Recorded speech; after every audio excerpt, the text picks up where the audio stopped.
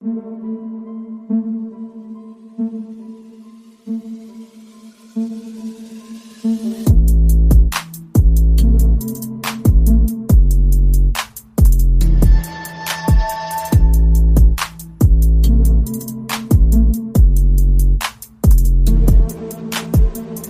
and welcome to the Kiki Vandaway episode of the Hoop Theory podcast, aka episode 140, which is in honor of him ranking 140th on the all-time scoring list. Recording this one on the afternoon of Friday, June 26th, in the year of our Lord 2026. My name is Logan Werman, and as a special treat for back-to-back episodes, I am joined by my electric co-host, Jacob Roth. Jacob, how does it feel to be on the Kiki Vandaway episode? It feels like I'm aware that this human being was a bucket. Did he just play way longer than I thought? Why? To be 140th all time? He was a straight up bucket, like good stats, bad team kind of guy. I'll admit that as a Nuggets legend. Yeah. Because he probably was like... He was on good teams too, but he was like the third option on when the Nuggets were really, really good in the 80s, like the best Nuggets team that existed. Because he's like an 80s, 90s guy. Stopped somewhere in the mid-90s. But like 20 points a game? I guess if he just did that for a long time. Maybe is 20 points a game too high? I know that he was a bucket. He definitely went over 20 a couple times, I want to say. But yeah, he was with Alex English. So they were kind of like a dynamic scoring duo with older Dan Issel as another guy that was putting up a lot of points at the same time. So it was a kind of a three-headed monster, but not a lot of defense being played amongst. Dude, is that just a regular Nuggets thing? Like, we will just score a lot. Honestly, yeah. Run and gun. No, it's just also ironic that like one of the greatest defensive players ever is also like a Nugget in a lot of people's minds in Dikembe. Oh, yeah, that's true. But then like the rest of it, it's like every era of Nuggets been like, we have an insane offense. Yeah, Melo era was also insane defensive team, just with Melo as the only offensive player. As the only piece of offense. I guess that's true. That's true. Yeah, because it was like Chris Anderson. Marcus Camby. Marcus Camby was on that team. We've talked about him two times in the past 72 hours. It's a good time to be alive. Marcus Camby. Didn't we talk about Marcus Camby on the phone? We talked about the whatever that was for the parade. Actually, when I was on my generational Jamal hate train, was that what it was when we were on the phone? And I said, I don't remember Marcus Camby coming up, but maybe. No, when I was on the phone talking to you, I said, Jamal Murray sucks so bad, he's going to turn Jokic into like Marcus Camby for like future generations of young NBA players, or they just won't know who he is because Jamal choked in big playoff moments. Because this, I might be crossing two conversations into one, but that feels correct. Probably, yeah. I just hate Jamal Murray not as a human, but as a consistent basketball player. I would not think of his name. I would as like, don't put him on the list. It's kind of crazy that you feel this strong. I feel like this is the strongly you've ever come out against Jamal. And this is after the best season of his career. Not the way it ended necessarily, but granted, it's also the one that I paid the least attention to. So maybe I just need to get back in the film room and put some respect on his name. Oh, like Kobe White. I'm fully capable of apologizing when I disrespect somebody's game. Because Kobe White ended up being an animal, and then he got a bag. I think we'll probably talk about it because we'll talk about some signings and things in this episode. But back to the root of the cause, or the beginning of this rabbit hole. Shout out to Kiki Vandaway being the 140th all-time scorer. That's awesome. Shout out to that guy. Yeah. So we will get into, like Jacob was talking about, some trades, some other things with the draft, even like the lottery reform moving forward, things like that. But before we do that, I'd like to first say thank you for listening. Please be sure to hit up the Patreon or buy me a coffee if you would like to support Hoop Theory. That's patreon.com/Hoop Theory and buymeacoffee.com/Hoop Theory. All of the links can also be found in the description of both the show and the episode, wherever you're watching or listening to this. It would also be greatly appreciated if you rate the show, leave a like or a comment. Of course, be sure to subscribe and follow the feed. And lastly, if you have a question or a topic that you would like to be read or reacted to, basketball related or otherwise, you can send those over to hooptheory.mailbag@gmail.com. Without further ado, let's get into today's show. The Lamelo Ball trade. I think that's probably the number one thing with a bullet that happened over the last couple days or so. Minnesota is finally getting a point guard. This one, a very talented playmaking, jumbo point guard, flashy, carnival-esque player in Lamelo Ball. 3 years, $130 million left on his deal. They're also getting Josh Green, a 3-and-D wing Australian, who's like a solid hard-nosed defender. He's on a $15 million expiring. Lamelo is 24 years old and Josh Green's 25. And then Charlotte is receiving Naz Reid, the fan favorite in Minnesota, which is definitely the very, very sad sacrifice part of this deal. 25 years old, $23 million for this season, but he's also under contract for the next 4 years with a player option on that fourth year for $28 million in the 2030 season. But he's a 6'9" versatile stretch big, quick trigger, puts the ball on the floor. He has, his nickname is Big Jelly because of his array of finishing moves around the rim. He's a microwave scorer, perennial sixth man of the year candidate. So, and then the picks were the other big part of this deal, along with Naz Reid coming to Charlotte. They've also got a first round pick unprotected in 2033. And then in 2028, they've got a swap coming, just straight up swap with Minnesota. And then the reason why I separate that swap from the other two is because the other two are much more complicated. In Sham's reporting, he literally just said, the 28 swap, 29 swap, and 2030 swap. But the 28 They're swap... not just swaps. Yeah, the 28 swap's the only one that's like a real swap. 2029, apparently Charlotte already owned the rights to the worst pick between Cleveland, Utah, and Minnesota. Now they just get the middle pick of those three, as opposed to the worst. Okay. And so that's not much there. And then 2030... they just get the worst pick between San Antonio, Minnesota, and Dallas, which they would have got nothing before. So they just get the worst of that three-way swap there. I feel like we're getting too much with these pick things. Like how people talk about legal, like law, if a common man can't comprehend it, shouldn't be able to be worded that way. I feel like we're rapidly approaching that with second round pick swaps. Yeah, no, they've also got 3 second rounders in there. Oh, sorry. A first round pick swap. Like, we're getting complicated for no reason.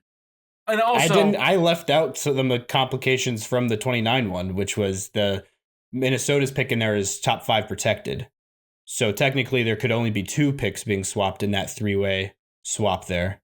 But no matter what, Charlotte is going to end up with the worst of either the 3 or the middle of the 3 or the worst of the 2. If that makes sense. Yeah. That would suck, though, if it's like, pick 1, pick 5, and pick 30. Like, that's a bummer. So I just don't think, I think it's just crazy how when we report things like this, we just list that all as swaps, as if they mean the same thing. When it's like, that's actually kind of the reverse of a swap. the 2029 one. Yeah, so it's just kind of funny. But also, I feel like this is a great time to throw this in there. Have you ever heard the expression, my dear friend Logan, nice guys finish last? I have heard that. I don't know Naz Reid personally, but I do know that there's a lot of people in the Midwest nice, that have his name tattooed on their body in Times New Roman, just all over the place. Players like Naz Reid are appreciated, but thrown away all the time. Just a guy that will... Also, do you remember a year ago we were like, Naz Reid agent should be fired. He gave Minnesota way too good of a deal. And what do? Spit on him and send him to the nether realm of Charlotte, North Carolina? Which is a fun young team, but... No, I okay, yes. And maybe he's going to be the glue that gets some of those like selfless guys to really just bolster and become this monstrosity. That'd be awesome. That would be the ideal Naz Reid arc. But man, I'm so glad we had a fun, exciting trade that moved the needle happen. But the fact that Naz Reid was at the expense of it just makes me feel some type of way. What else do you want Naz Reid to do, Minnesota? What the heck else do you want him to do? He does all your dirty work, took a team-friendly deal for longer than he should have.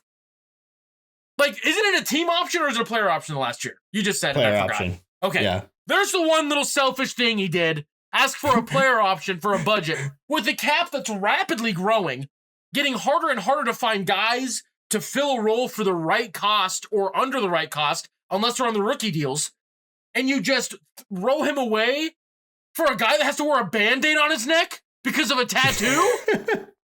Granted, that's boiling it down. I love Naz Reid. This is nothing against Lamelo. That was a stray for no reason. I'm actually very excited about this for the Minnesota basketball side, but just more the grinder, the guy that does the dirty work. The guy that they made out of nothing. He was kind of a diamond in the rough, like one of the first guys like that Minnesota's ever really had. Yeah, no, and he just went out and did it. Like, and will continue to do it wherever else he goes. It's just a bummer to me that, like, if it was even to an okay team, and I'm not saying that the Hornets don't have like a set, like some sort of a something, but it's really up in the air. We don't know. Like, well, it was a big part of that. So, yeah. What is Brandon Miller going to turn into? What is Knipple going to turn into? What is that? Like, especially now that they take LaMelo out of it, who's going to fill in the shoes of that? We don't know yet. But, man, that was more just appreciation for Naz Reid than a hate on LaMelo. Because I'm also very excited for, like, what it does. It shakes up, like, a West, I think, a little bit. The way that people are acting like this did for the Heat in the East, this is how you should handle. Like, this could be awesome for the T-Wolves in the West. The same way that people are pretending that the Heat, this thing, like, no, duh, Giannis being on the team is better, but they gutted themselves. So now he's just in Bucks 2 Electric Boogaloo with a really, really good fellow gamer in the backcourt. Or in the front court, court. Yeah. Uh-huh. So, like, for me, the Heat, the needle did not move. This, I don't even know what's going to happen. I don't know how it's going to work. Is, like, Ant going to, like, go revert back to I'm the fastest first step in the West and turn into, like, a slasher? Is it going to be, like, young Ray Allen Ant with, like, a 3-ball? Also, I don't know what's going to happen. I'm pumped about it. But anyway, I just love Naz Reid, like, as much as I can love another man platonically that I've never met and I've only watched on the television. I'm trying to think of it. I've never seen the T-Wolves play live, so not seen him in person either. Yeah, so, I mean, as a Nuggets fan, the part of me does kind of feel good about this because I do feel like this move makes that matchup a little bit more favorable for the Nuggets. There's less size there. But yeah, just from like my pure basketball fan enjoyer point of view, like, yeah, I do see I'm a little bummed for Naz Reid and for the everybody's just kind of like bought into the Wolves culture and everything. Like he's basically like just as appreciated and loved in that city as Anthony Edwards is. Fully. Yeah. Like this, I'd imagine. No, this is like the Marcus Smart trade where people were sad because he'd like done a ton, but like Marcus Smart at least we won't have those dumb threes that make no sense in the middle of the fourth quarter. Naz Reid didn't really do that. Yeah, with Randall being gone, there was a lot of excitement around seeing Naz Reid finally with a starting role, which he'll have in Charlotte for sure. Just one of my favorite jerseys I've ever seen was a Purple Rain Naz Reid jersey when they did the Purple Rain alternate. Yeah, for hometown native Prince. Yeah, but she's also, speaking of not basketball related at all, obviously. Prince, we're like, Prince is so good. Like, I just wasn't alive to like truly enjoy. Yeah, his prime. But like, go back and watch the Prince halftime show sometime, and then you'll be like, every halftime show we get sucks. Not even like, I guess this year. Oh, I want him to speak English. I don't give a shit about that. I'm just saying, every halftime show since Prince has sucked in comparison to the Prince one. If that's the standard, everyone has been like not super good. Like Rihanna's was good. I take that back. Rihanna's was pretty good. And also it's like a cheat code. The Dr. Dre one was also really good. Yeah. Because he can be like, oh, I know almost everybody. I'm gonna bring them all here. Uh-huh. So that was awesome. West Coast too. Rap. Yeah. That was a really good one too, now that I'm thinking about it. But no, Prince is just a goat. Anyway. Yeah, man. Nice. I'm bummed about the Naz Reid thing again. It's fine. I'm over it.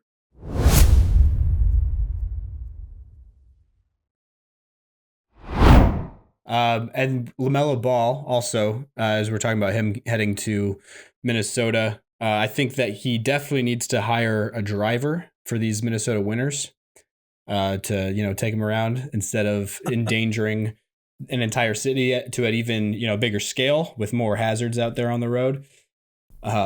Yeah, so that's definitely fair. something, yeah, that he should invest in. He has the money for it, absolutely.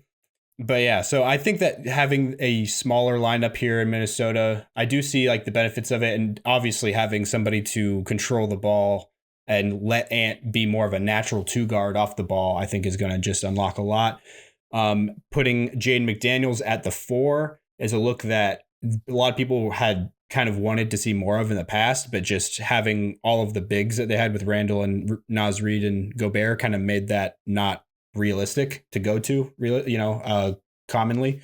So this definitely opens the door for that, unless I don't know if the moves are done, if they're going to go out and try to find a beefier 4 to have more of like the traditional lineup, or if they're just going to go all in on the 3 guard lineup, essentially of LaMelo, Ant, and Ayo Dosunmu, who, if you're going to go 3 guards, that's a pretty big 3 guards to put on the floor together.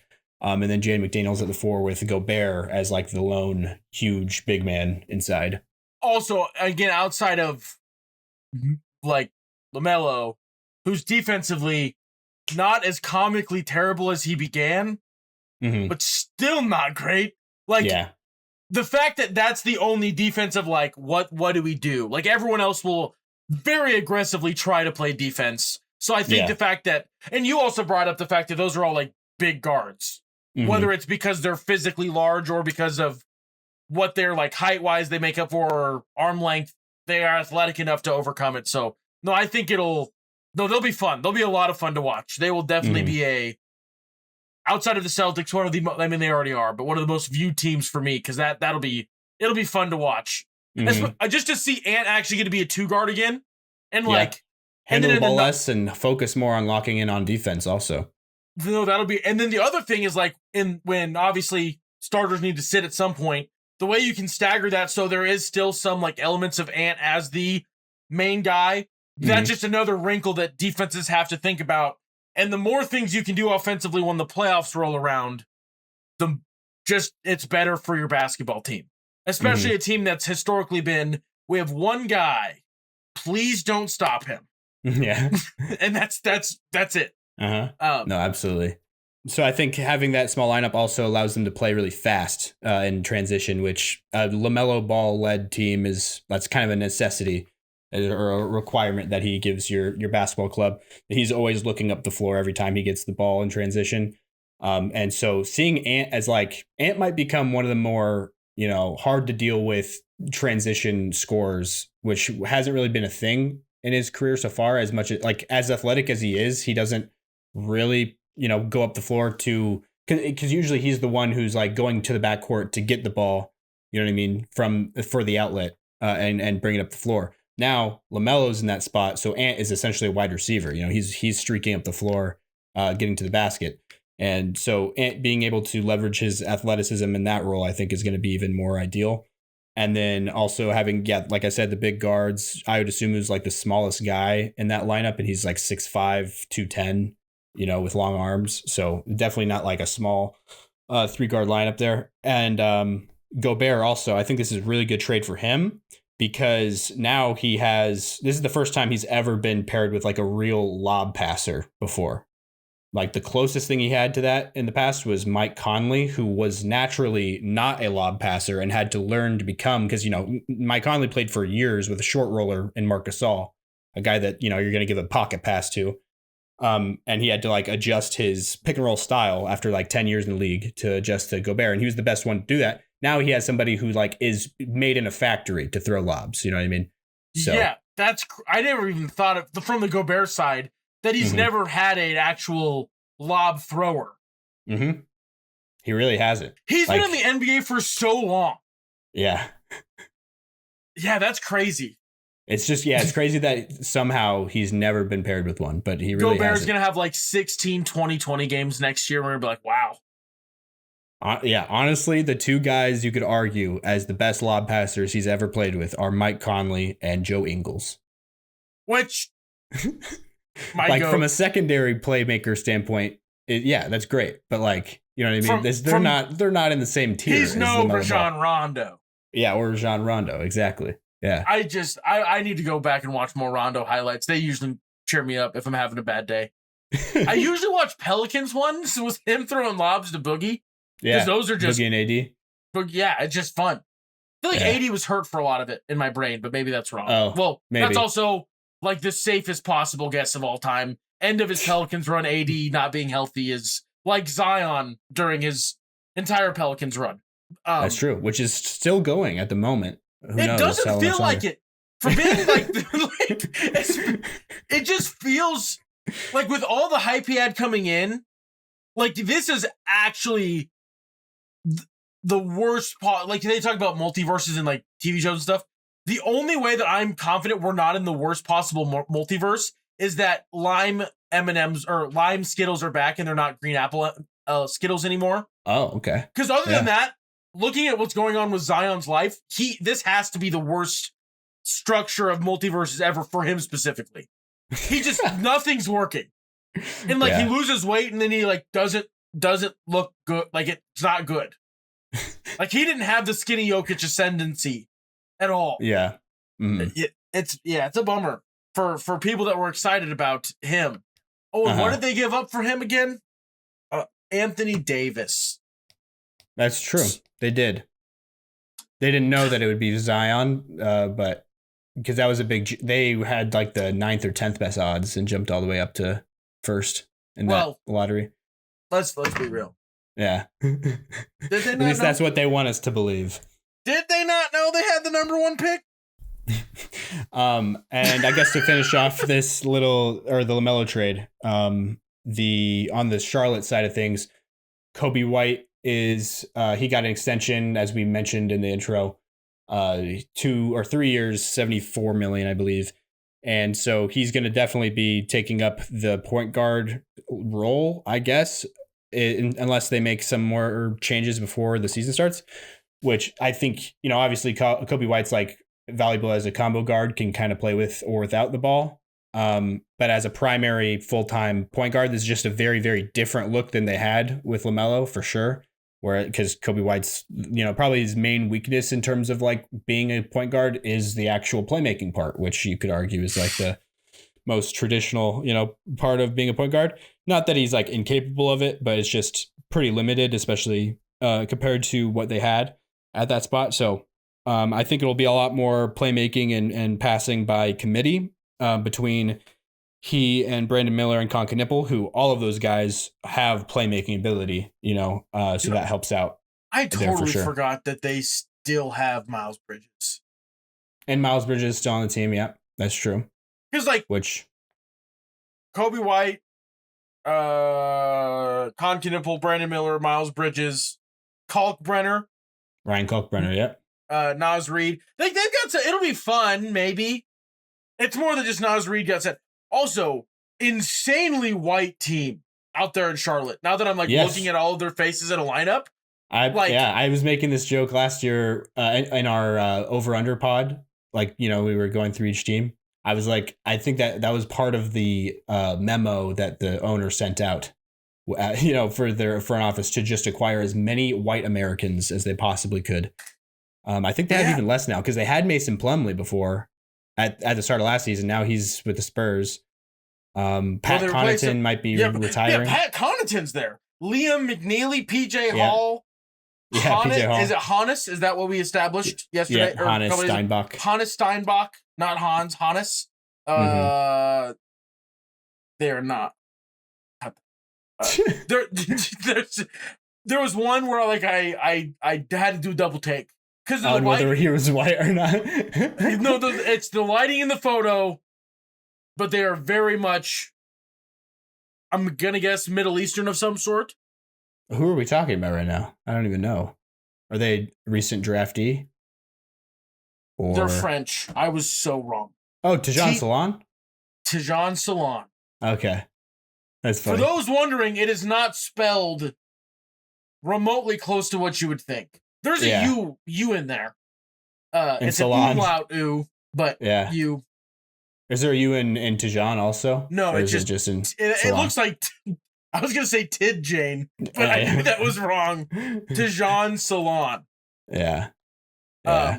I'm I gonna. believe he has some like Congolese or some West African roots, I believe. A Frenchman. French mix. It was definitely the lighting of the headshot I saw, because it was sandwiched in between Pat Connaughton and PJ Hall on my screen, and so like he looked the lightest because of the I was like, that's not right. Anyway, nice. Yeah, completely moving on. That whole thing could be removed if you would like. You don't have to.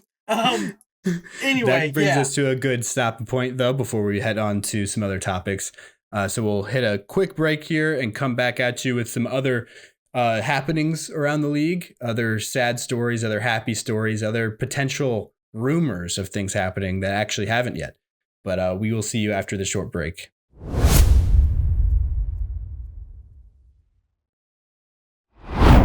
All right, welcome back to the Hoop Theory podcast. We're going to finish this one out. But first, I did want to mention a couple things that I forgot about. The Charlotte trade. Julius Randle, just a couple days before that, got traded for just pick swaps or 3 second-round picks or something like that. So, something to do with that. Just not much. It was basically a salary dump, sending him to Siberia, which is, the Brooklyn Nets. And so that made way for this trade to happen because of the salaries. They're taking in $55 million with LaMelo Ball and Josh Green, and only sending out $23 million in Naz Reid. So they're taking $32 million over, and that's basically just exactly matches Julius Randle's salary. Does you think was it a $35 million trade exception or something like that? Which also I think is hilarious, because I saw a bunch of like clips of people talking about the Julius Randle trade, saying like they literally got rid of him for nothing. They won't even be able to use his trade exception. Nobody uses that big of a trade exception. And then they just like whip around within 72 hours. Yeah. And we're like, actually, we have found a way. And we did, which awesome way to make it work. And I think that also factors into how you were saying we've seen what the fallout of the Cat trade is. Like, this is technically kind of part of the Cat trade now, is getting LaMelo Ball. Which makes it way better than it was previously. Yeah. Because before it was like, oh, we got pick swaps and cash. And cash. Because there were some cash considerations in that trade too also, wasn't there? There was, yeah. Not a player, though, I don't believe. Yeah, I don't think so either. Also, that lineup, having the small lineup with Jaden McDaniels at the 4, like, I think he's going to be guarding the ball a lot because that's what he's best at. And so that means Ant Edwards is also probably going to be like guarding up a bit, like defending 4s, which will be interesting to see, especially against certain teams as the league is starting to get bigger, as we've mentioned the other night with the draft stuff, how there's like just real power forwards now, as opposed to how like 6'7" guys 5 years ago were playing center. You know what I mean? And now that's kind of going the other way. No, I think the NBA, when it's all said and done, when they celebrate their 125th year of basketball, it'll just be exclusively, everyone will be like a 6'8 plus freak. They'll just slowly, because the skills of the bigger players will start to like, it'll just be harder and harder to be shorter and shorter. Like, I will not be shocked if in even 10 years, it'll be rare to see a 6'2", and I mean, it's already kind of rare now, but like a Steph Curry sized all-star, I feel like will disappear at some point. Or a Jalen Brunson sized superstar, because just the genetic pool, there's more and more people that are genetic freaks that like basketball that are getting bigger and bigger. Yeah. Like, it'll become like people also talk about like the end stage of the human race. Everybody is like vaguely the same skin tone, because like everyone is just, it just becomes mixing. This is what they look like. Some version of tannish, dark. I don't know what it is. I'm not there, but yeah, that's what's gonna happen to the NBA. Everybody will be like 6'8" to 7'7". Yeah, which is pretty wide range, but yeah, so it's just moving it up because humans are just gonna keep getting bigger. It'll just slide up, and you won't have those silly gooses that are only 6 foot with shoes on. There'll be no more Tinder 6 foot guys in the NBA. They'll be Tinder gone. 6 foot. Yeah, so that could probably do it for that. Well, I guess also the other thing I should mention is Gobert Like I said, this is a great trade for him, but also the guy right behind him. It's also a great trade for him, who's just a young version of Rudy Gobert, even French. Yohan Beringer, the 7'1", just athletic specimen, really long, lob threat, rim protector, can switch on the perimeter better than Gobert, but he's also younger, so Gobert probably could at his age as well. But yeah, I think that they're not like from everybody else around the league, nobody really knows what to make of him because we haven't really seen him play much yet. But apparently from reports I heard like Kevin O'Connor and Zach Lowe both say that people on the inside in Minnesota really hold Beringer very highly. Like they wouldn't have traded him for like the 6th or 5th pick in this year's draft. Like that's how high they hold Yohan Beringer internally. And they think that as soon as this next season, he might be a viable like starter in the NBA.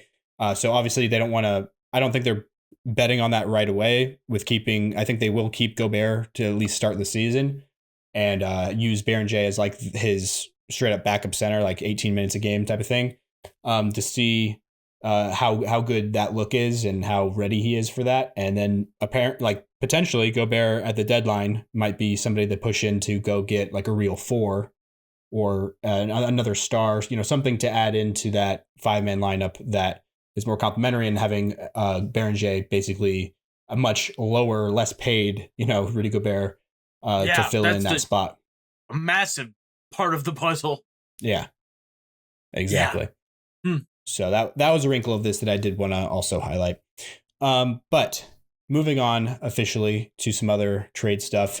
As Jacob kind of mentioned in the intro, this is a sad week for mascot players of the league, or just like players that are like the fan favorites everywhere, like with Naz Reid, as we've mentioned, but also Isaiah Stewart in Detroit was traded for 3 second-round picks, which I'm sure is just like another kind of like the Randall trade, a precursor to something in Detroit that they're going to try to do. They did get Isaiah Joe a little bit later. I don't think that's the size of splash that I was thinking of, at least.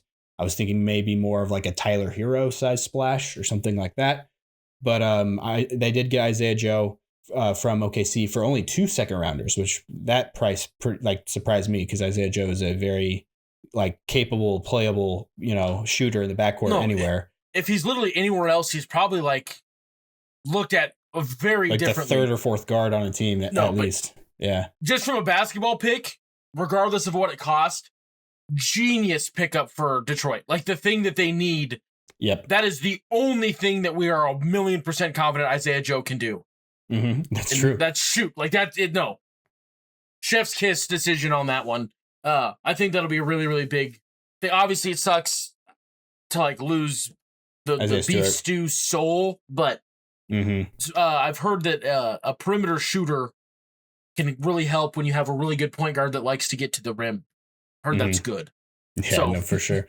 Beneficial. And I think trading Isaiah Stewart also points toward the idea of them probably maxing out or at least paying a pretty penny for Jalen Duren this offseason in his contract.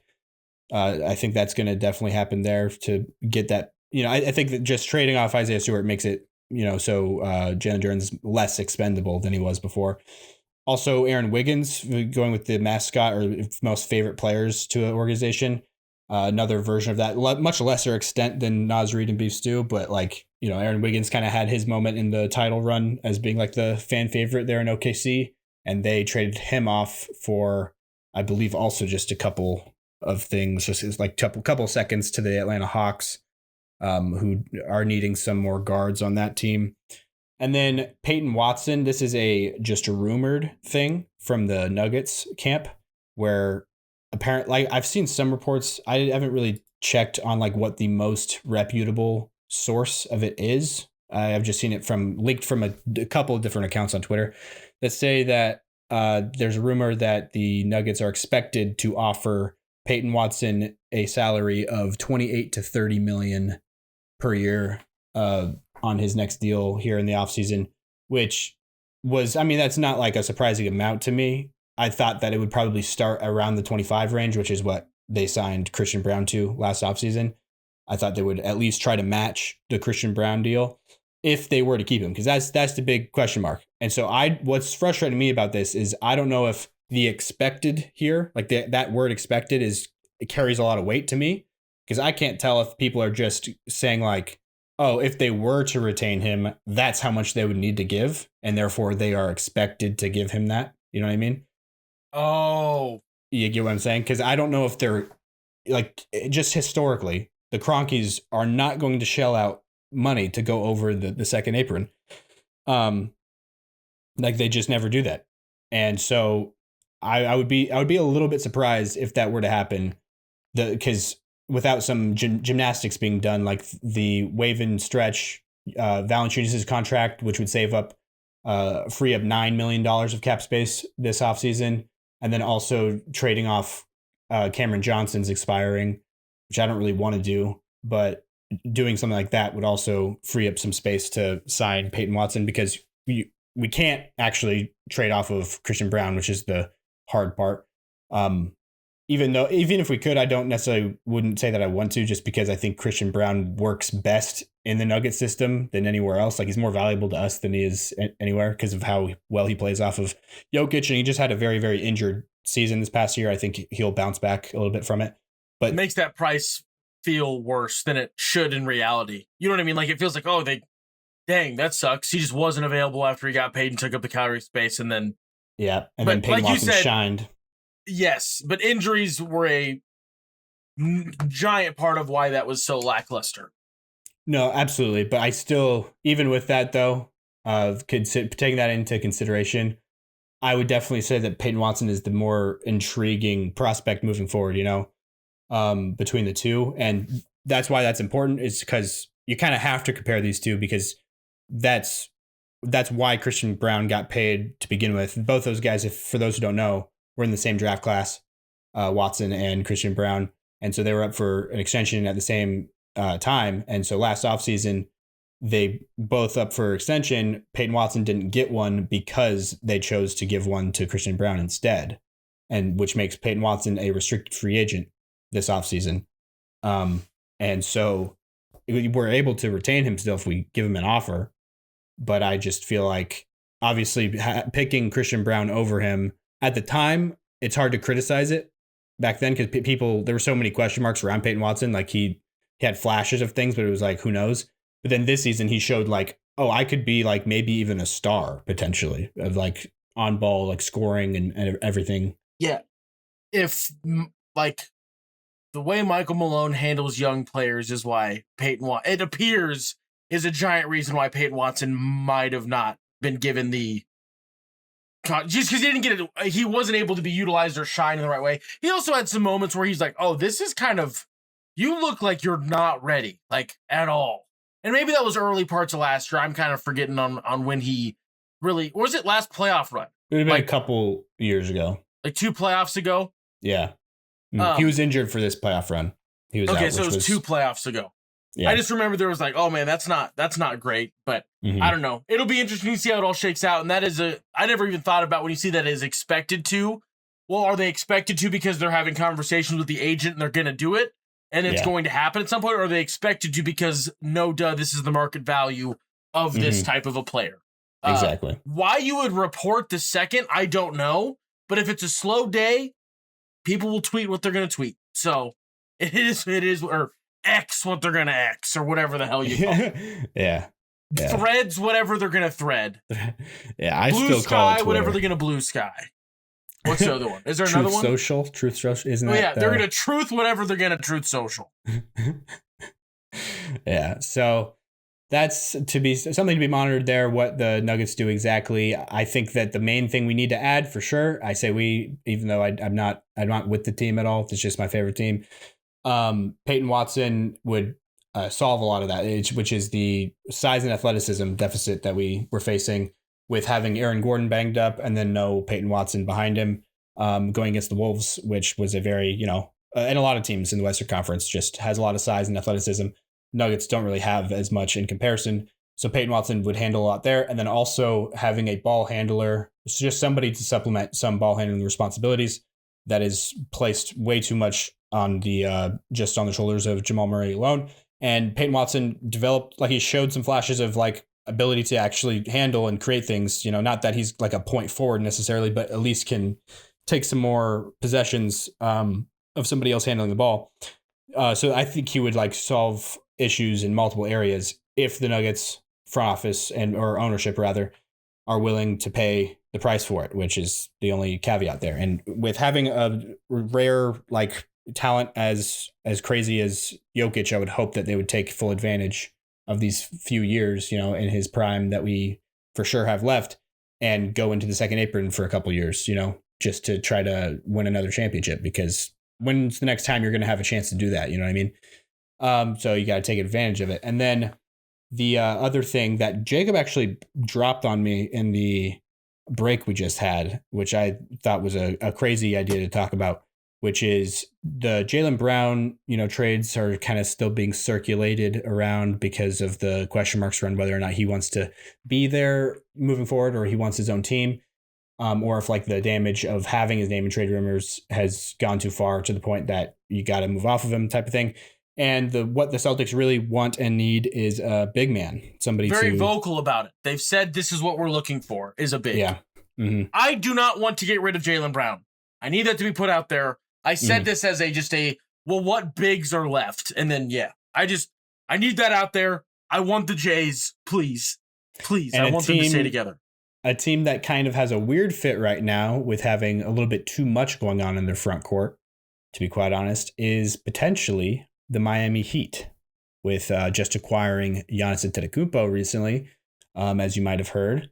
And they have Bam Adebayo, obviously the third highest points in a game, or the second highest points in a game ever scored by a player in NBA history, famously, and Bam Adebayo. He's on the roster at, similar spot, basically a tweener 4-5. Can play together, I guess, him and Giannis, but neither of them are great shooters. So that definitely has some clunky fits there. And then Bobby Portis is like another one of their best players on the team at this point that's rostered, and he's also a 4-5. So having somebody like Jaylen Brown, who is much more of a wing and perimeter creator, would potentially be a way that they could, diversify their lineup. And in order to do so, give Boston what they want in a big like Bam Adebayo. So I think that's a very interesting trade that I think helps both teams, to be quite honest. But I also know from like things that have been floated out there, and Pat Riley in the past has said things that is like he basically, Bam Adebayo seems to be his soulmate, which is, it's also crazy coming from a guy who might have more like all-time legends under his belt of like, people that he's either been the GM or the coach of. Like Pat Riley's got Magic Johnson. On the Johnson. Mount Rushmore at the bare minimum. If he's not the top guy, he's the Mount Rushmore of the guys that have this insane Rolodex of guys they've coached or GM'd. Yeah. Magic, Kareem, LeBron, Shaq, Dwayne Wade. The list goes on and on. It's pretty... Rambis. Kurt Rambis. I just think of that quote from Winning Time. Not that quote, that scene from Winning Time where they're like trying to figure out who they're going to cut. And Jerry West is like, finally going to cut the hippie or something stupid like that. And then Pat Riley's like, I think, who plays him? It's Adrian Brody. Great actor, by the way. Yeah, great actor. Anyway, and then he's like, oh, but Rambis is better. And then the coach, played by Jason Segel, not Segel. Jason Segel. It is Segel. Segel's the karate guy. Yeah, different guy. Anyway, great clip. And then Jerry West is like, oh, you get rid of the hippie, and the coach saying like, F you, no, keeps Kurt Rambis instead. And then that's why I think of Kurt Rambis. They're permanently linked in my brain because of that scene, which is a wild player to associate Pat Riley with, for the exact reason we're mentioning of how many insanely talented basketball players he's directly interacted with as a coach and or GM. Yeah. Patrick, I totally skipped over his Knicks era. Patrick Ewing and all the guys that were there. Alonzo Mourning, Larry Johnson. So it goes on and on. But Bam Adebayo, he has said before that he wouldn't trade him for like, I think they asked him what his selling point for, Bam would be. And he said something along the lines of Luka, LeBron, and Jokic, or, something like that. He just named three of like the most valuable players in the NBA. Which, if he's like an insane locker room guy, but the Heat already have this weird, like, their locker room kind of just dictates itself. You could say. They might have Pat Riley's a huge part of it, but like... Yeah. But they might have had somebody who kind of carries that torch in the locker room throughout this whole time.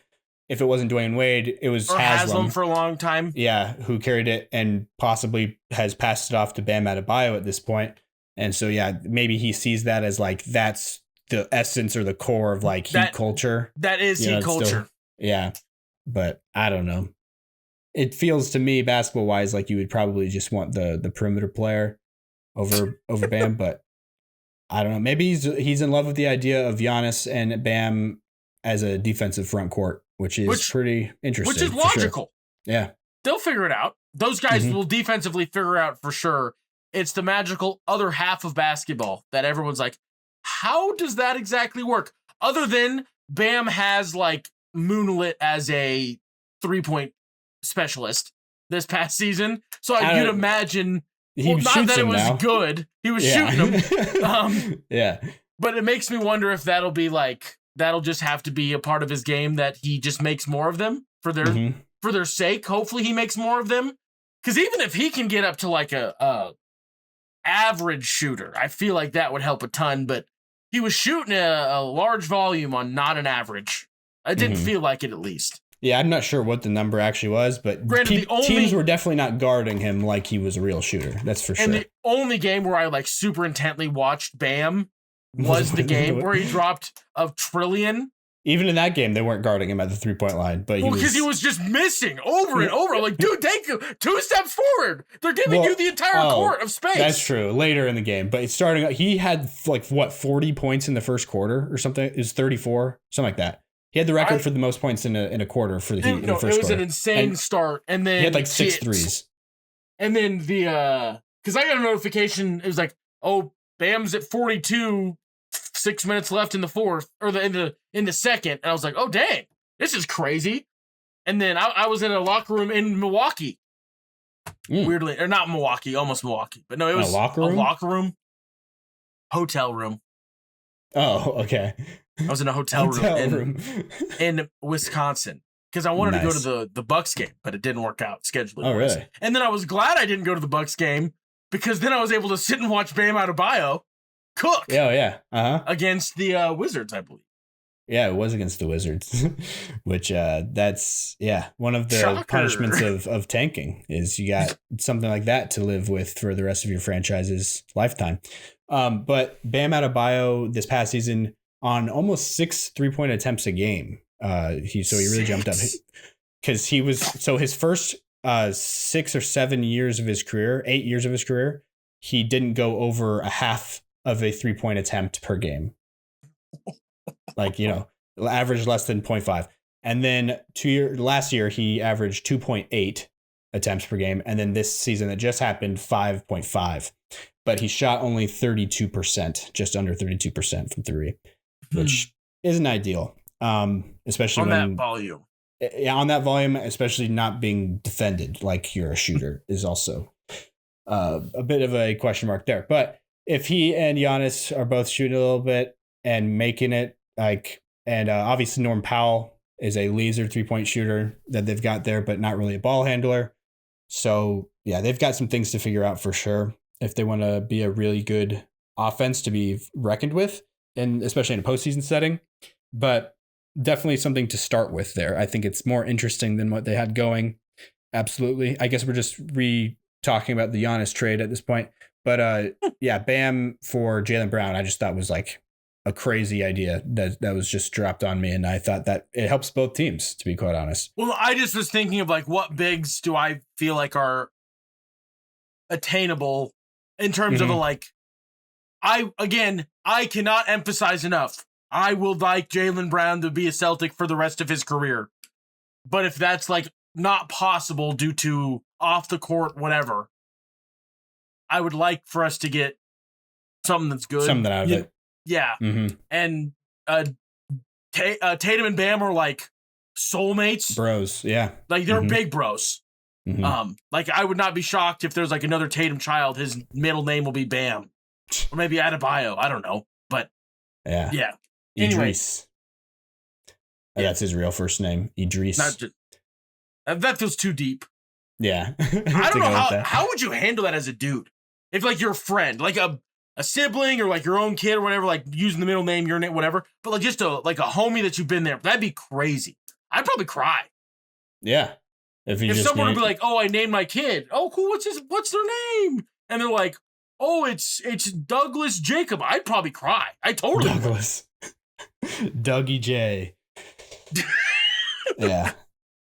All right. Well, surprisingly, we are already at a time for another quick break here.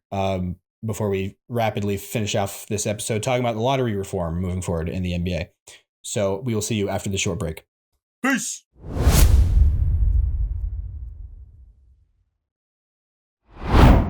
All right, welcome back to the Hoop Theory podcast. And to talk about this lottery reform stuff for the league moving forward, which was brought upon the NBA because of all the tanking rampant around the league, we will do that. We actually had a conversation before we started recording the episode that we kind of got into the details of that and press for time now to try to recreate that. Instead, I will just insert that here in a second.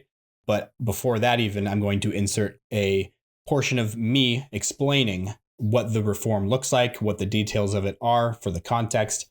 And then you'll hear me and Jacob's very colorful, fun conversation about it. Very candid also, because we were not even we didn't know that we were really going to be recorded for a podcast. So you'll see behind the doors of like a real conversation. And then after that, you'll hear me again, giving you an outro, sending you off into the void and to your lovely lives to lead them in whatever way you see fit. So we will see you after a short little whoosh sound here. All right, welcome back to the Kiki Vandeweghe episode of the Hoop Theory podcast. I will eventually get into what you just heard me tee up there with the lottery reform details. But first, I'm going to do a bit of a speed run and go through some other topics because so many things have happened in the past couple days that I've been editing this episode. Me and Jacob recorded this one on Friday, June 26th, as you heard in the intro. So I had this one over the weekend to try to find some time to work on it. And we also just put out the last episode on Thursday that we recorded on Wednesday. So I knew there would probably be a little bit of a delay getting this one out, but I was not expecting that many things to happen in this time frame. I am recording this portion that you're listening to right now on the evening of Monday, June 29th, which should probably, or hopefully at least, be the final portion of this episode that gets recorded. And this episode should come out tomorrow, I would hope, crossing my fingers. But some of those news things that I want to tackle, the first one is the Golden State Warriors, which there was a report from Kevin O'Connor of Yahoo Sports. The Warriors are likely trading Jimmy Butler, 37-year-old, obviously, who's injured, for Anthony Davis. And they will then look to sign LeBron James in free agency. That was also part of that report. Draymond Green just declined his $28 million player option for this upcoming season. This happened shortly after that report came out. And I think that's just likely in order for Draymond to just re-sign at a lower number to make room for signing LeBron to a contract and adding him to the books. So Shams just reported today also that Kristaps Porzingis is re-signing there in Golden State for 2 years, $40 million. So things are getting really stacked up. You know, they've got a lot of players in the fold here, especially if they do pull off this Anthony Davis trade and LeBron signing. And I told Jacob actually a few weeks ago, maybe like 2 weeks ago now, and he kind of just laughed at me when I told him. But I told him that I thought the Warriors were going to do something big because I thought, you know, just with the way that Steve Kerr ended the season and had this moment leaving the court with Steph, and then Draymond said that it felt like the end, and then he went on to have some controversial quotes, some positive, but you know, some a little slanted, obviously. And you know, just kind of the things that you say after someone's gone and you no longer are working together with them. But then all of a sudden, the news drops that Steve Kerr actually is re-signing for a multi-year contract to return with the team. And it just really felt like something had to have happened behind closed doors because they just must have got word, you know, that some kind of move was out there to line up for him to return to the team the way that he did. Just all of a sudden, because it felt like, you know, he and other people around, you know, really involved in the Golden State Warriors system were basically saying, yeah, he's not going to come back and he's not going to be coaching anywhere next year. He was going to take a break from coaching and whatnot. But all of a sudden, something changed everybody's mind. And that to me just felt like writing on the wall that some sort of like move that was pretty sizable was going to come. And I told Jacob that I thought that it was either going to be trading Jimmy for AD or signing LeBron in free agency. And it turns out it's both. So it looks like they're going to be forming the Expendables for this last season. Just one last job for all the old guys. Adds an entertaining wrinkle to the West, trying to see if anyone else besides the Thunder or the Spurs can win this conference. I would still bet pretty heavily on those other two teams, but at least this makes things interesting for sure. And then another thing on the news, we've got the Denver Nuggets, which is this is pretty personal to me, obviously, but it's still a pretty big story as well. Mark Stein reported on Sunday, which was yesterday as I'm recording this, Nikola Jokic is planning on not signing his Supermax contract extension this summer. He's currently under contract for this upcoming season. That's the 26-27 season at $59 million. And then he has a player option for next season after that one, so the 27-28 season. And that is for $63 million. So what does this mean? Does it mean that he's going to leave Denver? Not necessarily. I actually would lean no, but there's always a possibility, I guess. What it does mean, though, is that he will have full optionality at the end of this upcoming season. This means that he will most likely deny his player option for the 28 season, which then would give him the ability to do one of two things. Number one being he could sign a brand new Supermax contract based on the updated salary that's rising, the salary cap in the NBA, to stay with Denver. And that could be up to 5 years. He could also do, 1-and-1s where a lot of players do that for just this exact reason, maintaining optionality. LeBron did that for years. Kawhi, Durant, where they do these 1-and-1 contracts where it's a one guaranteed year and then one player option year. And then when they get to the player option, they always deny it and then sign a new one. Just because when you deny the player option, you can actually sign for more, typically, assuming the cap is continuing to rise, which it always has year after year for the past, 25 years or so, probably even more than that. But so the cap is always going up. So they decline the player option to get more money, essentially, for a new contract. And that just gives them year-to-year optionality to where they can make moves and not stay with the situation that they're in. The best of the best players do that because, they know that anybody out there is always going to give them a max contract, even if they're injured. Like even in Durant's case, he had a torn Achilles at like 30 years old. And he knew that he would still get a max contract, which he did. So, that's one of the things that Jokic can do would be to sign a new contract with Denver, or he could hypothetically walk and sign somewhere else in free agency, which is pretty unlikely because, the Nuggets have his bird rights and therefore they're the only team that are allowed to pay him 35% of the cap, regardless of how far over the cap they are. Which is, if you don't know anything about NBA free agency or contracts, the bird rights named after Larry Bird were implemented so the Boston Celtics could keep Larry Bird back in the early 80s after his rookie deal was expiring. It's a rule put in place to allow teams to be able to retain players that they drafted, the hometown stars, not necessarily hometown, but teams that have had a star in their system for multiple years. It gives them an advantage in being able to retain that player over other teams stealing that player away in free agency. And so if Jokic were to enter unrestricted free agency, the Nuggets have that advantage there. Also, it's not just that they can sign him to more, but also other teams can't sign them. They have to follow the rule of the cap, so in free agency, you can only sign players without bird rights using the money under the salary cap that you have, the space of money that you have under the salary cap. Most teams are operating above the salary cap, especially competitive teams that a really great player would be interested in signing with and playing for. It's very rare to have a very competitive team have any sort of room underneath the cap to sign another player, especially enough to sign like a max contract with a player. So that is not a very, scary proposition or scary situation because it doesn't feel like, it's just pretty unlikely in most cases, I would say, in a vacuum. But what makes me wince a little bit about this situation is a player as great as Jokic.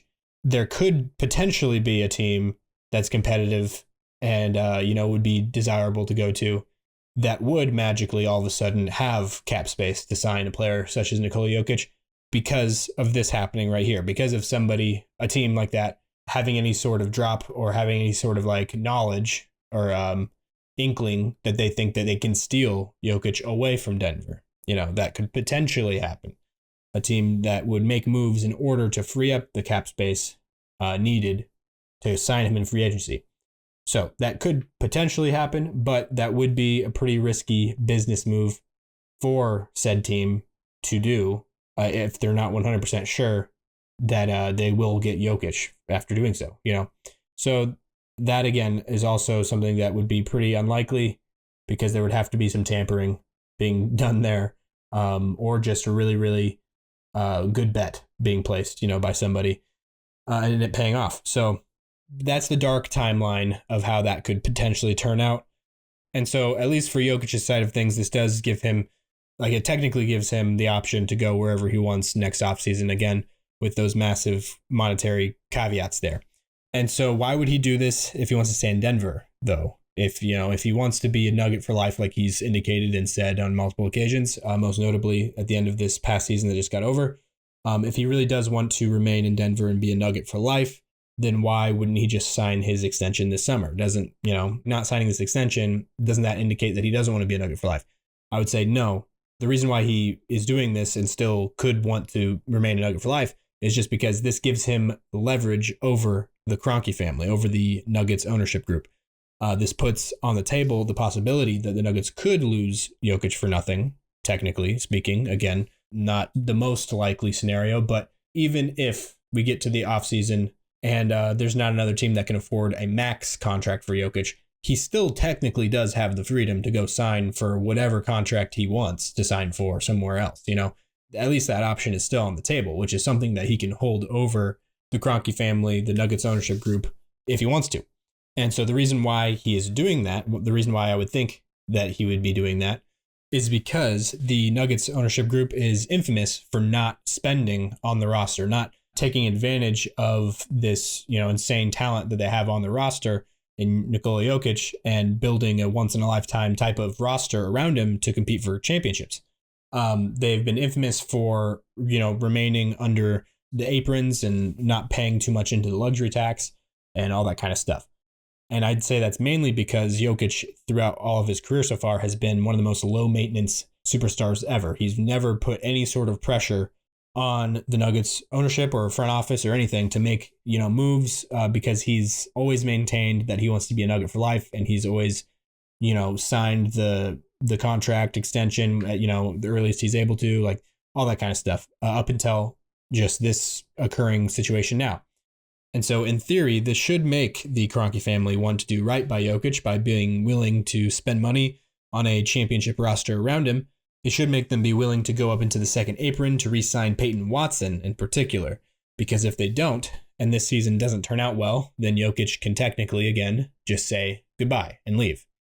The Kroenke's business history in situations like this is important to highlight, I think, because Stan Kroenke, in particular, he's the father of the Kroenke family. He's infamous for having zero tolerance for people trying to strong arm him. For one example, I present to you Tim Connelly. Tim Connelly was the Nuggets GM who drafted Jokic, and as well as Jamal Murray, Michael Porter Jr., Gary Harris. He also traded for Aaron Gordon. So, he built this team. And in 2022, when it came time for a new contract for Tim Connelly, there were reports that indicated that there was a bit of a standoff, that Connelly was trying to get the Kroenkes to give him more than their initial offer. He was trying to, leverage offers that he was getting from other teams. And the Kroenkes were like, basically, screw you then, leave. We don't want you here if you're going to try to strong arm us for more money. And before that, even with the Altitude Sports Network, the Kroenkes felt that they were being lowballed by Comcast and whoever else for a new TV deal. And so the Kroenkes just held out until Comcast would fold. They were like, who cares? We're willing to sit here and lose money and have a giant portion of our team's market just not have any access to watching Nuggets or Avs games without using illegal websites, pirating the broadcast, or using VPNs on NBA League Pass, which is exactly what I had to do for multiple years to watch my favorite team, by the way.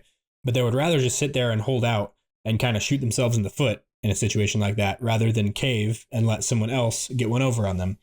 And that's probably just because they're, prideful or whatever, in business dealings and stuff like that. And they know that they have infinite money to outlast, the other parties involved. They don't rely on the Nuggets and the Avs to make their income. They own the Rams as well. They own Arsenal over in London, the Premier League, soccer. And then they also own the massive venues where their teams play, making money off of concert tickets and all that. They also own 3 million acres of ranches and farmland. And, they have an exclusive real estate deal with Walmart. They're the exclusive realtors of Walmart, which is actually the origin of Stan's fortune, by the way, because he married into the Walton family and got that deal. But the thing is, Jokic just might be the single biggest entity that has ever challenged them in this way, because Jokic is just flat out more important to the Nuggets than Tim Conley was, obviously, like 50-fold. And he's even more important than Comcast or even Altitude Sports as a whole, because he single-handedly gives you 10 times the number of games on national TV every season than you'd have otherwise. He props up the value of Altitude Sports itself by a staggering amount.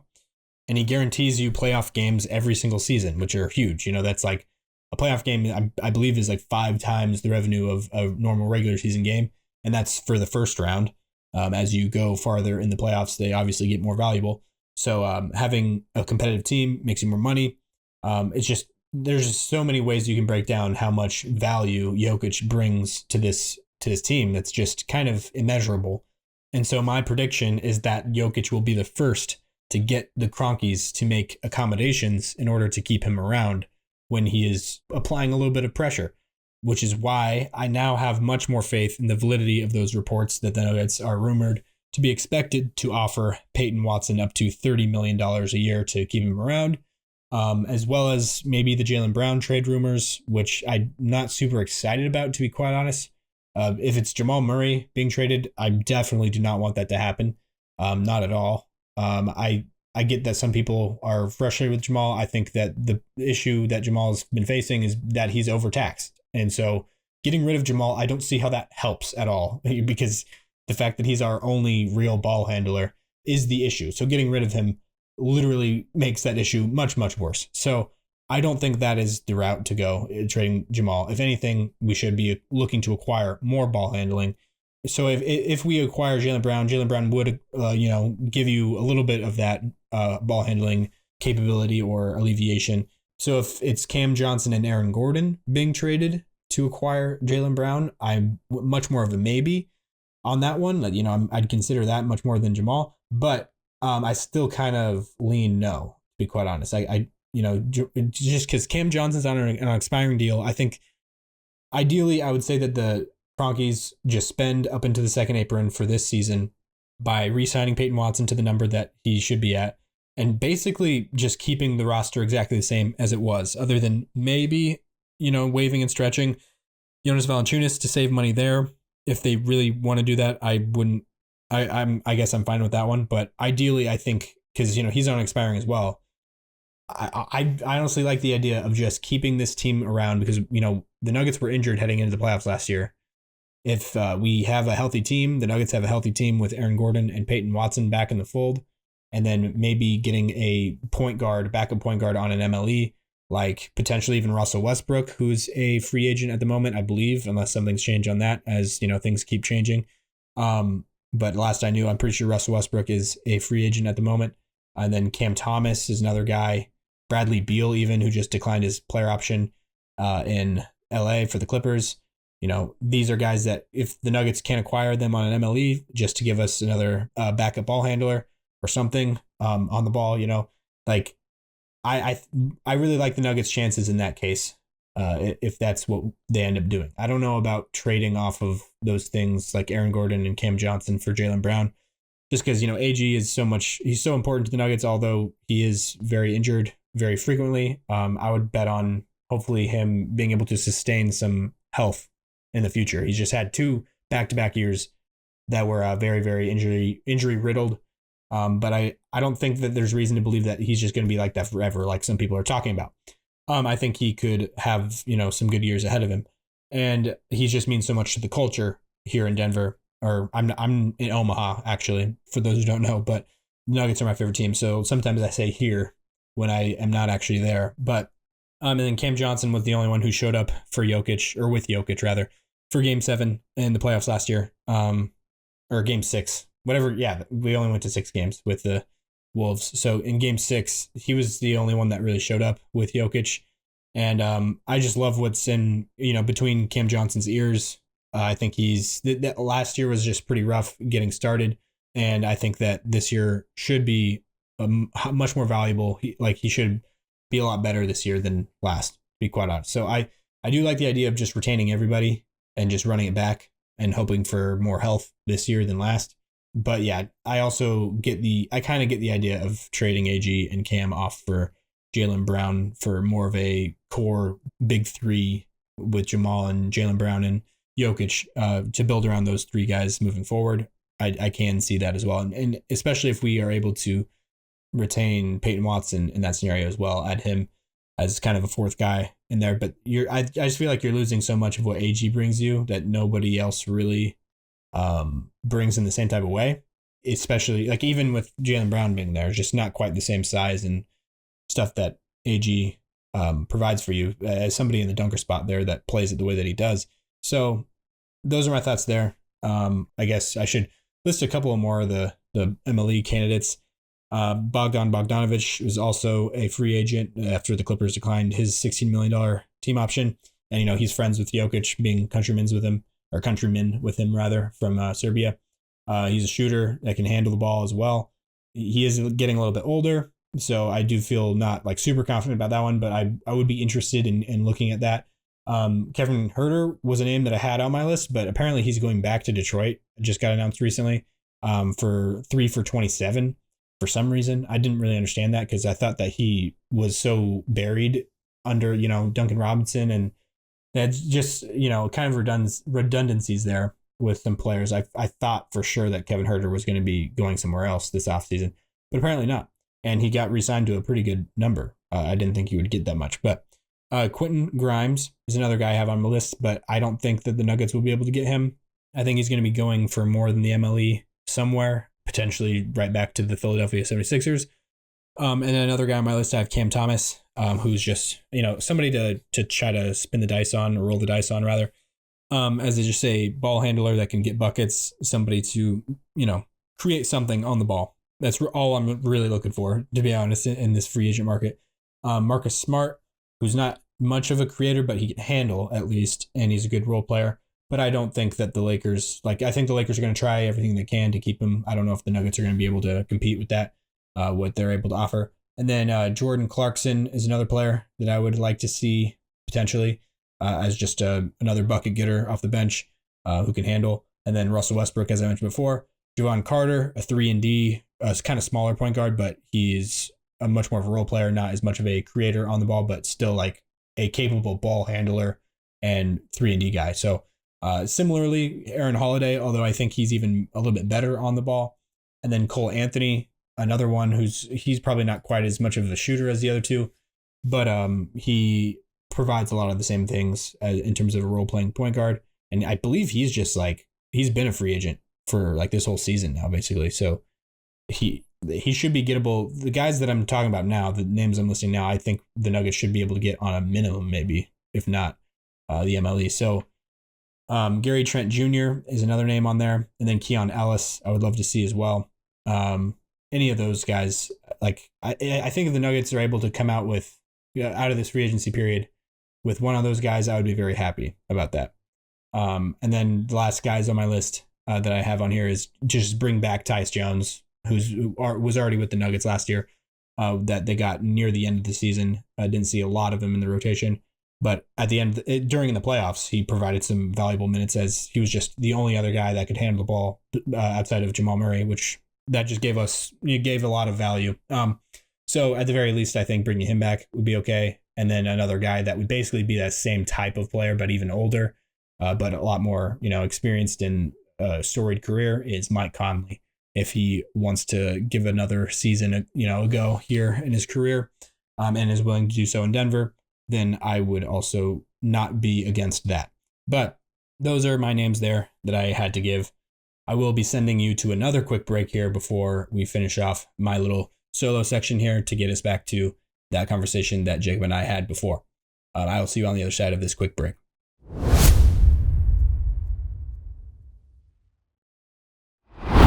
All right, welcome back to this episode of the Hoop Theory Podcast. Now is the time that I'm actually going to do the real speed run of a couple news items, a couple trades and things that have happened.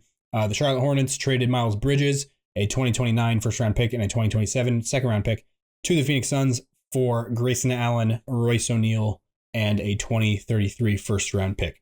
I don't get this at all from the Phoenix perspective. I love it for the Hornets, though. So for my team grade, or my grades on this, I'm going to give a grade for each of these. Charlotte, I give an A+ because just straight up getting Grayson Allen and Royce O'Neal for Miles Bridges, I'd say that's a win. And then you add in the picks, absolutely. So Charlotte, I give an A+. Phoenix, I give a D-. I don't really understand it, but I do at least see that they're getting off of the position that they have way too much of, which is like the shooting guard or small forward, the 2-3 zone with Grayson Allen and Royce O'Neal. And getting that in exchange for like a 4-3, like a 3-4, but more primarily a 4 probably. Miles Bridges, somebody that fits a little bit better on the roster, technically speaking, but still, just asset for asset. I don't like this. So Phoenix, I give a D-. The Blazers just got Ja Morant for Jeremy Grant, which their names rhyme. That's weird. And Chris Murray. But I was not expecting Portland to get Ja Morant. That was not on my radar at all. So I don't love it from Portland. I mean, how many point guards do they need? Like, they've got Dame, now they have Ja, Drew Holiday, Scoot Henderson, Denny. I mean, their best player, Denny Avdia, is a point forward. He's not necessarily a point guard, but he in essence is one at times at least. And then Shaedon Sharpe is another guy that, I mean, he's not a point guard either, but he's a 2 guard that he needs the ball at least a little bit, to create and be valuable and do what he does. So I don't think that this is going to be their roster moving forward. They've got to be making some other moves, maybe even flipping Ja somewhere else. But so for what they gave up, Jeremy Grant and Chris Murray, getting Ja just in a vacuum, I'd say that's a pretty good move. But just for what they have, that's just, I don't like it. I didn't like that at all.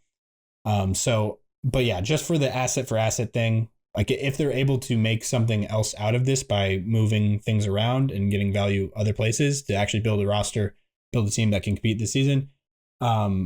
If they do that, I think that this will turn out pretty good. So that's why I just gave them a C. I gave Portland a C on this because potentially they could make it look better. But if this is the end of it, this is an F, I would say, or at least maybe a D-. But I'll give them a C for now because technically I feel like they could make it better.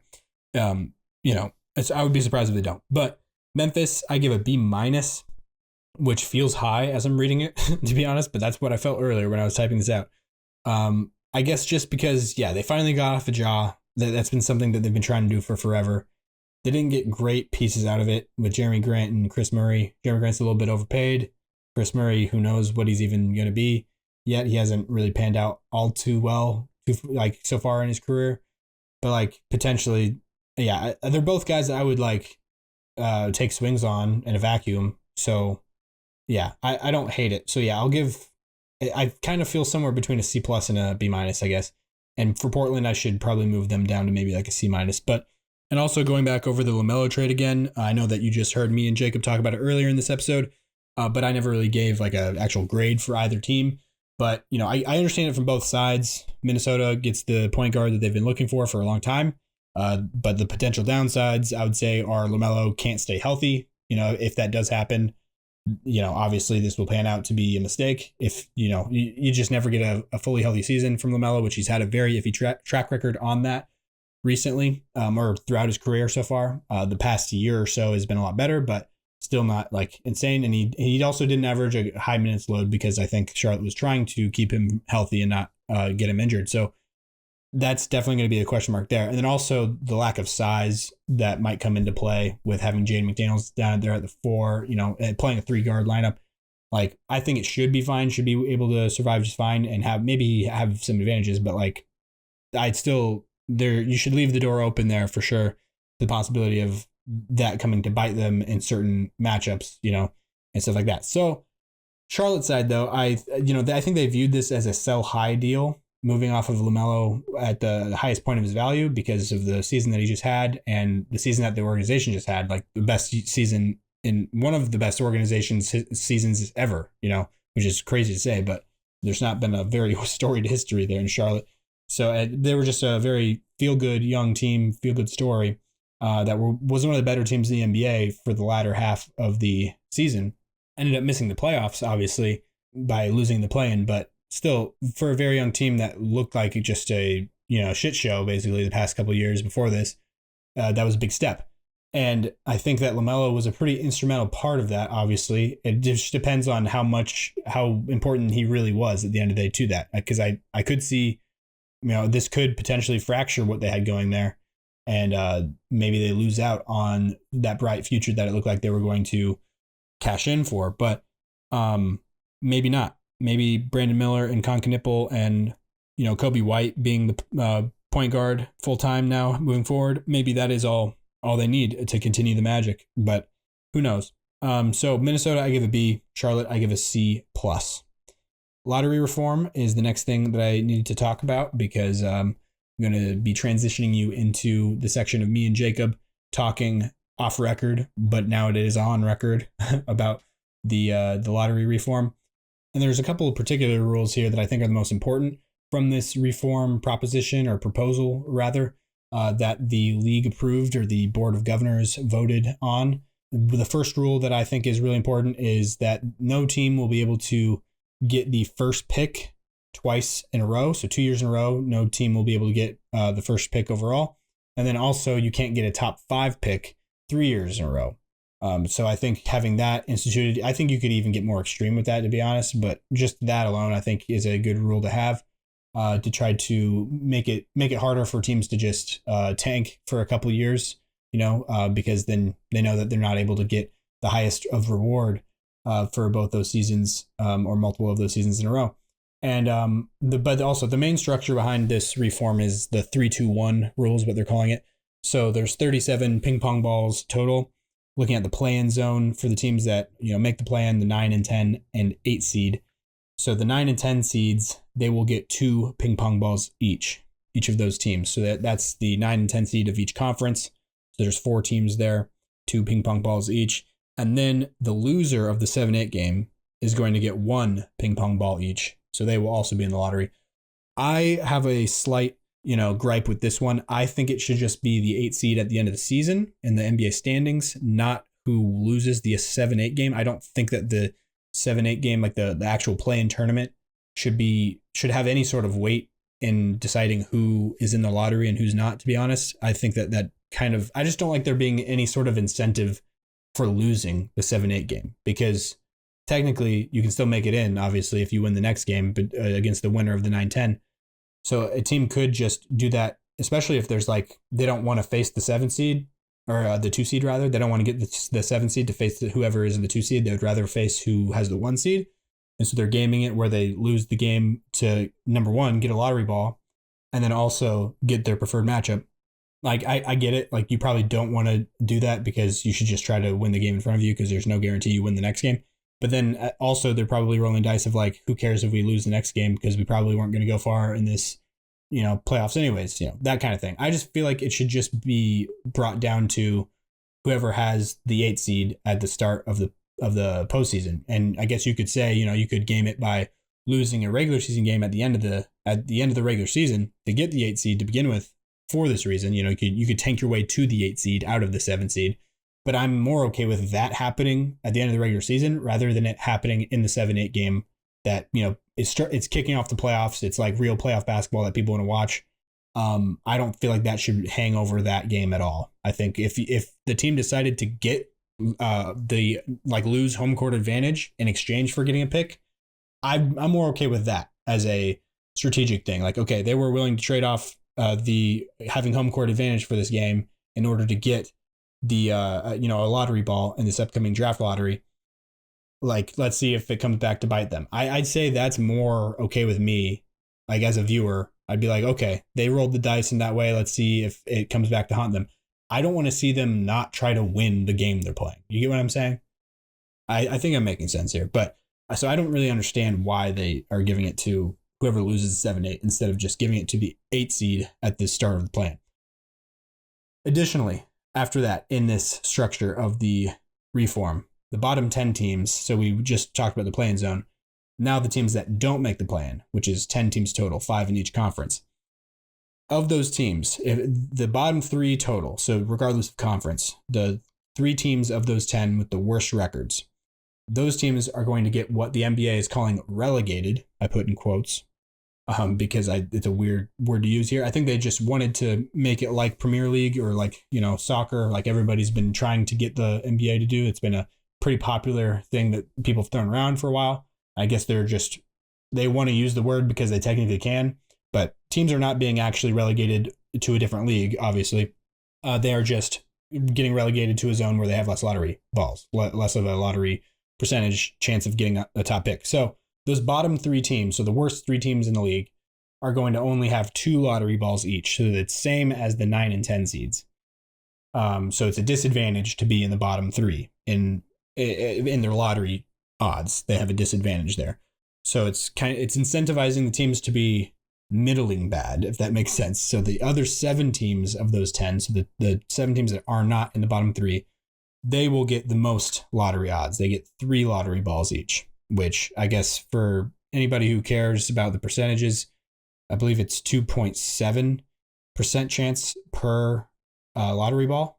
So a team that has 3 lottery balls has about like an 8% chance or so of winning the lottery, whereas a team that has 2 lottery balls has about 5.5% chance, and a team that only has 1 lottery ball, which is essentially just 2 teams, the 8 seed in each conference, they will have just a 2.7% chance at winning the lottery, which is actually literally more than the Mavericks had a couple years ago when they got Cooper Flag. I think they were like a 1.2 or something like that. Very low percentage chance.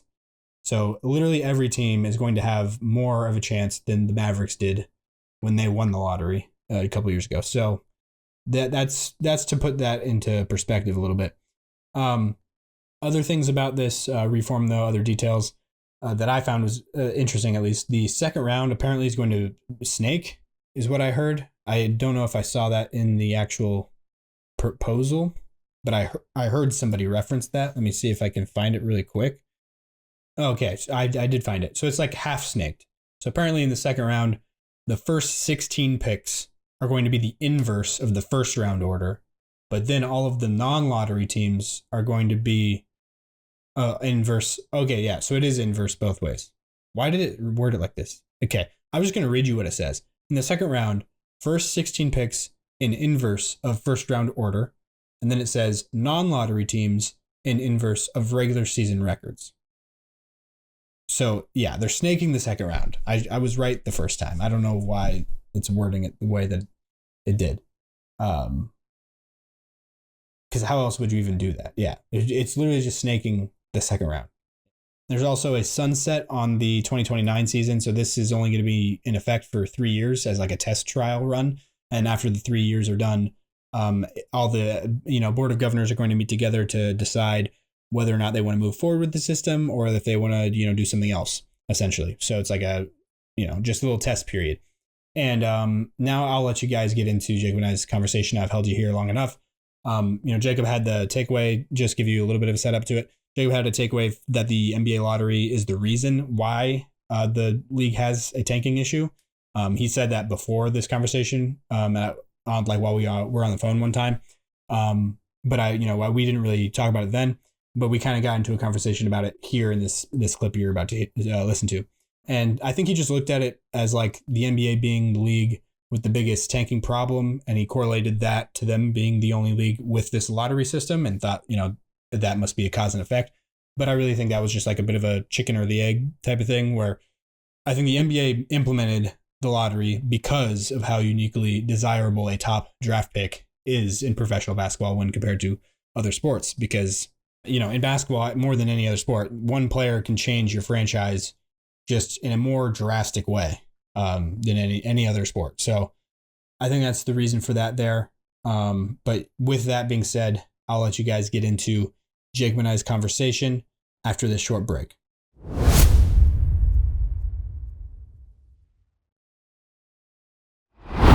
This makes sense to me. If the NBA is obsessed with keeping it this way and not just doing it the way that everybody else does it. But, yeah. But you could also do it the way everybody else does it, with the caveat of you can't have the top, like with that only rule.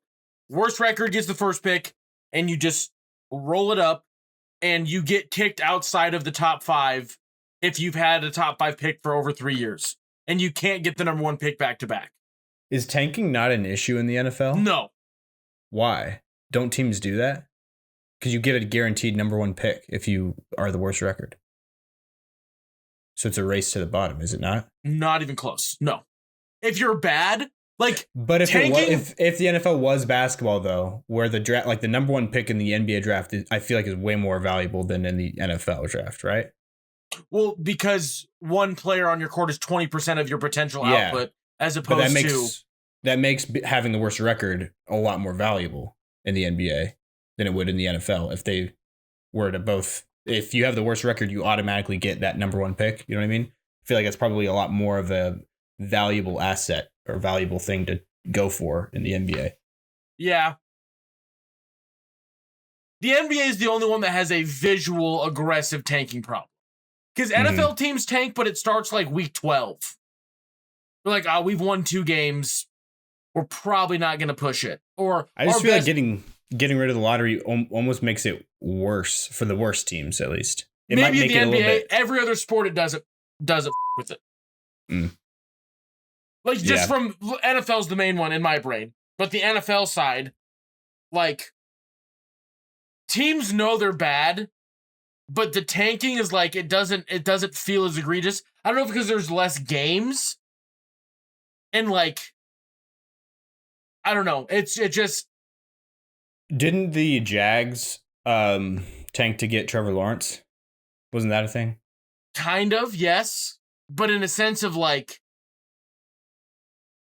the difference I think in NBA tanking is like the NBA tanking, the roster they have will be used improperly to perform poorly, as opposed to the NFL, the front office just won't make moves in the offseason. But the team itself still does what it can to win. Yeah, which I think happens in the NBA for the most part, other than handcuffing the coach from time to time in the most egregious examples. No, because like in the NFL, there's like a lot of situations where teams have gotten a worse pick because the team said we're not going to just lose on purpose. Like it happens semi-regularly. Like the Patriots, the year they got Drake May, would have had the number 1 overall pick, but we beat the Bills week 18. Or 2 years before that, the Texans won their final game, meaning that they had the 5th overall pick instead of the 1st overall pick because they didn't just want to lose. Yeah, see that if the NBA had that same structure, that wouldn't happen. I feel like, you know what I mean? Like teams would be. The other thing is there's only 17 games. Yeah, and so it's easier to game it, I guess, because 1 game at the end of the season is worth so much more in the standings. Well, it'd be comparably not identical, but in terms of like, but that's why I think one game can move you more than in the NBA. Right? I'm saying why it feels so bad in the NBA is because of how many more games they have to be ass to officially secure that. Yeah, no, that's true. Yeah, I just don't think for example, if you have a team that's just bad, and after week 12, they're like, okay, these last 6 games, we're not trying anything new. We're just gonna exist. We're just gonna be here. That's only 6 weeks of doing that. In the NBA, if it's the exact same parallel, that means you have to watch 20 games of a team doing that, if not more. Like if you say they give up the exact same point in the season, I don't know. But you're definitely right. I didn't think of the fact of how much more valuable the 1-1 would be in the NBA than in the NFL. Even though you can find the same level of generational talent, but like 20% of your output on the court at any given time is one player in the NBA as opposed to it being just a part. But you could also argue that a quarterback does more than 20% of your output. No, that's fair. No, it's definitely an interesting thing.